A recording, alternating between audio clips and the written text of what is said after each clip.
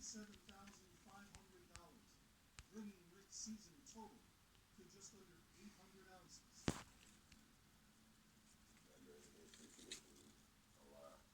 Tell guys like it's no big deal.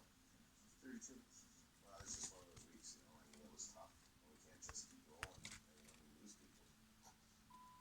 That was. Bij de Weeksblik. Might not be here, but you know, making sure that he's alright. That's the most important thing.